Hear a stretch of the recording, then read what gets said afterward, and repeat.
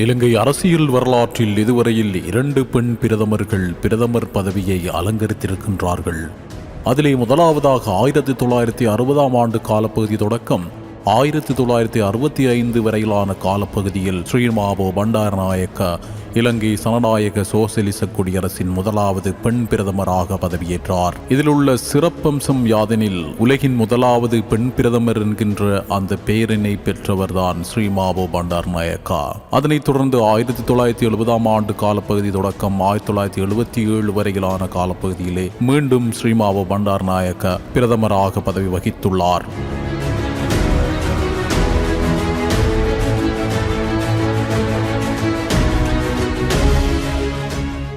1994 August மாதம் 19ஆம் தேதி தொடக்கம் 1994 செப்டம்பர் 12ஆம் தேதி வரையிலான காலப்பகுதியில் சந்திரிகா பண்டாரநாயக்க குமாரதுங்க இரண்டாவது பெண் பிரதமராக கடமையாற்றியிருக்கின்றார். அதன் பின்னர் சந்திரிகா பண்டாரநாயக்க குமாரதுங்க ஜனாதிபதியாக தெரிவு செய்யப்பட்டு தன்னுடைய ஆட்சி காலத்தில் தன் தாயார் ஸ்ரீமாவோ பண்டாரநாயக்கா அவர்களை 1994 நவம்பர் 14 தொடக்கம் 2000ஆம் ஆண்டு ஆகஸ்ட் 9 வரையிலான காலப்பகுதியில் பிரதமராக பதவி அமர்த்திருக்கின்றார். இந்த 2 பெண்களுமே இலங்கையின் பெண் பிரதமராக கடமையாற்றிய பெண்களாவர்.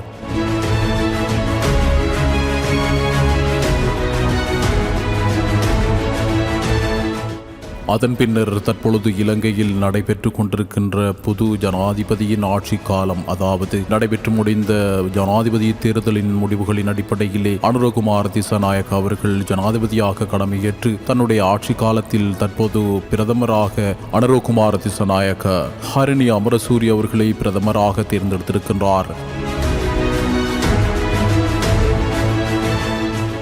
இதுவெல்லாம் ஒருபுறம் போக தற்பொழுது இந்த ஹரிணி அமரசூரியை யார் என்கின்ற ஒரு கேள்வி அனைவருக்குள்ளேயும் எழுந்திருக்கின்றது. ஹரிணி அமரசூரிய இலங்கையில் 1970ஆம் ஆண்டு மார்ச் மாதம் 6ஆம் தேதி பிறந்திருக்கின்றார். எடின்பரோ பல்கலைக்கழகத்தில் சமூக மானுடவியல் முனைவர் பட்டம் பெற்ற 2வது இலங்கை பெண்ணாகவும் இவர் காணப்படுகின்றார். இலங்கை திறந்தநிலை பல்கலைக்கழகத்தின் சமூக ஆய்வுகள் துறையில் மூத்த விரிவுரையாளராகவும் பணியாற்றியிருக்கின்றார். 2019ஆம் ஆண்டு முதல் தேசிய மக்கள் சக்தி கட்சியை பிரதிநிதித்துவப்படுத்தி இவர் செயற்படுகின்றார். 2019 இலங்கை ஜனாதிபதி தேர்தலின் போது தேசிய மக்கள் சக்தி கட்சியின் வேட்பாளர் அனுரகுமார திசாநாயக்காக பிரச்சாரம் செய்திருக்கின்றார். 2020 இலங்கை நாடாளுமன்ற தேர்தலை தொடர்ந்து இலங்கையின் 16வது நாடாளுமன்றத்தில் நுழைய தேசிய பட்டியல் வேட்பாளராக ஜனதா விமுக்தி பெரமுன JVP கட்சியால் பரிந்துரைக்கப்பட்டு நியமிக்கப்பட்டார்.